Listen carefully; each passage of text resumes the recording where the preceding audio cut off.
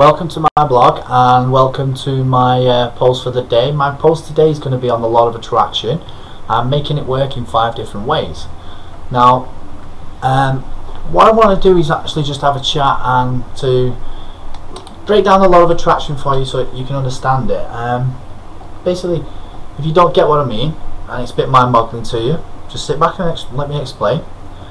It's like every time something is thought about, it actually appears, which means if you could think about something and you concentrated hard enough about thinking about it happening, it would happen, because the fact of it being is that you're actually thinking that it happens, and things in your life will actually happen from you thinking bad things, thinking good things. So you want to really ask the question, what is the law of attraction? Simply put, the law of attraction is a law of gravity. It's one of the universe and one of the natural laws of the universe. Working with mathematical stuff, really, the law of attraction is energy in motion.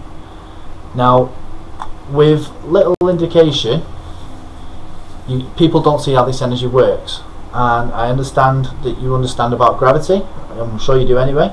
If you take an egg and you drop it on the counter and it breaks, unless it's hard boiled, of course, it'll always fall and smash. Now, the law of attraction is much like gravity. It works in different ways and in defined ways, and that's what we call a universal or natural law. The fundamental principle is whatever you are consciously or unconsciously focusing on in your life, you will attract. Put it in another way. Well, whatever you think about, you will receive. So if it's good thoughts, you'll receive good things, and if it's bad thoughts, you'll receive bad things. Now, the more passionately that you start getting into thinking about things and creating stuff in your life, then the more things you'll attract that's of that nature. Now, which means you're in a world, you need to practically define it, and you need to define your experience by thinking about it. Now, think about an expectation. An expectation is not a law of attraction, but if you expect things you want, you don't get the things you want, do you? Now, expectation is a part of an attractive force. What you expect in life through the law of attraction is drawn to you, and you focus on paying your bills, and you always have to pay your bills. If you focus on not having enough money, you'll never have enough money. An example, if you saw a lady in the street and she was always going about how she had no money and she always had none, what do you think the outcome of it's going to be? So really, seriously, think about what you want. See it in your mind's eye and be clear about your intent. This is a crucial step in the law of attraction, because people don't usually do this and focus hard enough on what this step is. Now, if you say more than one thing, you'll start getting confused. Just concentrate on one thing, one small thing, attract that to yourself.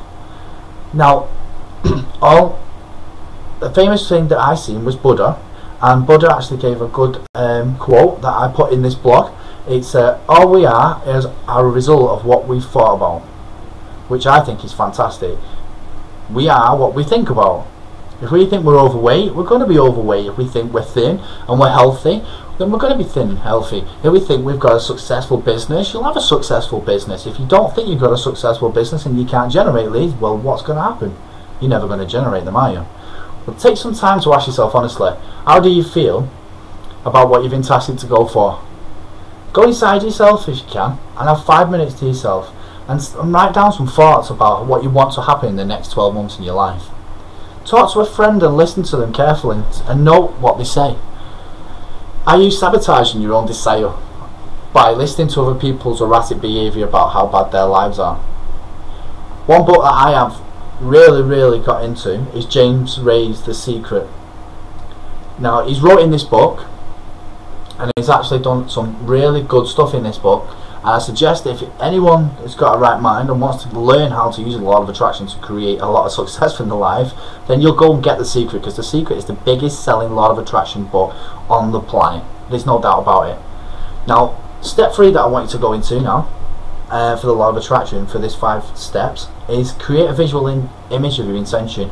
Most of us want to believe that it exists, therefore we create a visual representation of it, of what we desire. Now, that is fantastic. Keep doing that if you are already doing that, and if you're not, start writing down things that you can imagine in your head that you want. Imagine yourself driving along in the nice car, imagine yourself moving into the nice big house, and then one of the main books that I got from this, and to show you how to visualize what your intention is Jack Canfield's Chicken Soup for the Network Marketer's Soul. It's a fantastic book. Now step 4 is the take action step. If you don't take action in what you're doing, you'll never ever get there, because the universe knows no time. Everything's now. But in the world that we live in, human existence, we take steps to achieve where we need to get in what we desire. Remember that it takes a step to climb a mountain. In my experience, if you want something deeper, to take no action, it won't appear. The first 3 steps that I say are mental. This step is physical. If you want to run a marathon and you're not physically prepared, you won't be able to run it, will you? Now the act of preparing and taking action is putting the law of attraction into motion. Gravity exists, but to see it demonstrated, it requires some action. It's the same with the law of attraction. Action creates action. And the last tip that I'm going to give you today on this blog post is is feel what you want as if it's there. While this is a challenge to many people, most highly successful people say once they have that in their mind and they've got their mind